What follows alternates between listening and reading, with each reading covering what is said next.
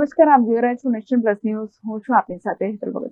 સુરતના ઉધનામાં 1550 કરોડના સાયબર ક્રાઇમમાં વધુ 13 આરોપીઓની ધરપકડ કરવામાં આવી છે.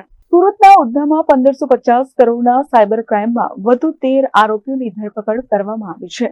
જેમાં અગાઉ આ કેસમાં 4 મુખ્ય આરોપી ઝડપાયા હતા. ત્યારબાદ 8 આરબીએલ બેંકમાં કર્મચારી ઝડપાયા હતા.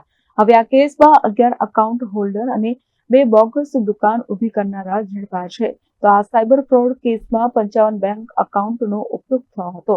તમામ લોકોની તપાસ કરતા મોટાભાગના લોકો પાસેથી છેતરપિંડીથી ડોક્યુમેન્ટ લઈ ખાતા ખોલાવ્યા હોવાનું સામે આવ્યું છે.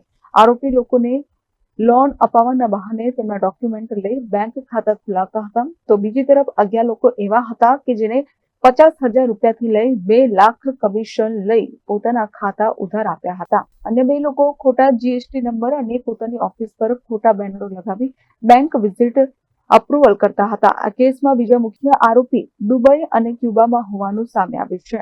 ઉધના પોલીસ સ્ટેશનમાં સાયબર ફ્રોડના એક ગુના દાખલ કરવામાં આવેલા હતા, જેમાં 1500થી વધુ કરોડ રૂપિયાના ટ્રાન્ઝેક્શન્સ આમાં ટ્રેસ થયા હતા. અને આ જ ગુનામાં 4 મુખ્ય આરોપીઓને જે તે સમય પકડવામાં આવેલા હતા. અને પછી આમાં બેંકના એકાઉન્ટના મિસયુઝ થતા હતા અને બેંકના એમ્પ્લોઈઝ એકાઉન્ટ ખોલતા હતા આ લોકો ગુનેગારોના મદદમાં. તો આમાં 8 જેટલા આરબીએલ બેંકના કર્મચારીઓને બી ધરપકડ કરવામાં આવી હતી.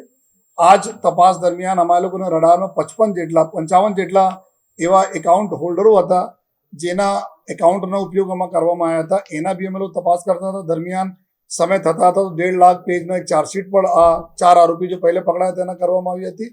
અને આ તપાસના અંતે આપણને એવું સ્પષ્ટ પુરાવા મળ્યા કે કુલ 11 જેટલા લોકો છે જો એકાઉન્ટ ધારકો છે. આ એકાઉન્ટ આ લોકો 50,000 રૂપિયાથી લઈને 2 લાખ રૂપિયા તકના ભાડે ઉપર આ ચીટરોને આપે છે, જેના એકાઉન્ટમાં આ બધા ચીટિંગના લોકોના પૈસા ત્યાં જાય છે અને પછી આ પૈસા બીજા એકાઉન્ટમાં નીકળે છે. તો આ હિસાબથી 11 જેટલા એકાઉન્ટ હોલ્ડરોનો ગઈકાલે ઉધના પોલીસ તરફથી ધરપકડ કરવામાં આવી છે. અને સાથોસાથ 2 એવા વ્યક્તિઓ બી જો ખોટા બેનરો બનાવીને જીએસટી નંબરના આધારે ખોટા ઓફિસ ક્રિએટ કરીને એના આધારે બેંકમાં એકાઉન્ટ ખોલાવવા માટે મદદ કરતા હતા એવા 2 આરોપીઓ ઓર બી ધરપકડ કરવામાં ગઈકાલે આવી. કુલ 13 આરોપીઓના ગઈકાલે ધરપકડ થઈ છે. કુલ મળાઈને અત્યાર સુધી આ ગુનામાં 25 જેટલા આરોપીના ધરપકડ કરવામાં આવી છે. બાકી અન્ય આરોપીઓ છે અત્યારે ત્યાં એના લોકેશન દુબઈ છે, જ્યાં અમારી ટીમ કામ કરી રહી છે અત્યારે એના માટે પણ. અને મલેશિયા, ક્યુબા, દુબઈ આ પ્રકારના દેશોમાં ત્યાં બધા ચીટિંગોના બનાવ બનેલા હતા.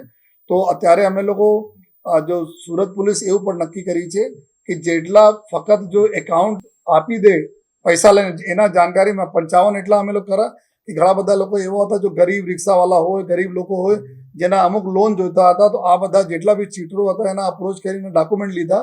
અને લેકિન એના સિવિલ ખરાબ હતા, સિવિલ ખરાબ હોવાના કારણે લોન એના એકાઉન્ટ નહીં ખુલી શકાય. તો આ લોકો બી હતા. અમુક લોકો એકાઉન્ટ ખોલાવી લીધા લેકિન લોન નથી મળ્યા, ટ્રાન્ઝેક્શન થયા આમાં લેકિન એના નોલેજ બહાર થયા, એના કોઈ લાભ નહીં થયા, ફક્ત એના લોન ખોલાવવા માટે. તો એવા લોકોને ઇનોસેન્ટ હતા આ લોકોને બી અમે તપાસ કરી એના નથી અટક કરા. પરંતુ એવા લોકો એના નોલેજ મેં ફૂલ નોલેજ હતા અને 2 લાખ રૂપિયા સુધી તકના રકમ મેળવેલ છે એના ઉપર અમે કાર્યવાહી કરી છે. તો અત્યારે અમે લોકો નક્કી કર્યા છે કે જે બેંકો આ પ્રકારનો ફ્રોડ એકાઉન્ટ ખોલાવવામાં મદદ કરશે કર્મચારીઓ અને સાથોસાથ લોકો એકાઉન્ટ વાપરવા માટે આવશે આ બંનેના બી અમે લોકો તપાસના કામે ગુનામાં આરોપી તરીકે લઈશ. એના જ દાખલા છે કે ટોટલ 19 જેટલા અમારા આરોપી બેંકના કર્મચારી અને એકાઉન્ટ હોલ્ડરો છે. Report nation plus news Surat. સમાચારોના સતત અપડેટ મેળવવા માટે અમારી નેશન પ્લસ ન્યૂઝની યુટ્યુબ ચેનલને સબસ્ક્રાઇબ કરો, બેલ આઇકન દબાવો અને જોડાયેલા રહો ફેસબુક, ઇન્સ્ટાગ્રામ અને ટ્વિટર પર.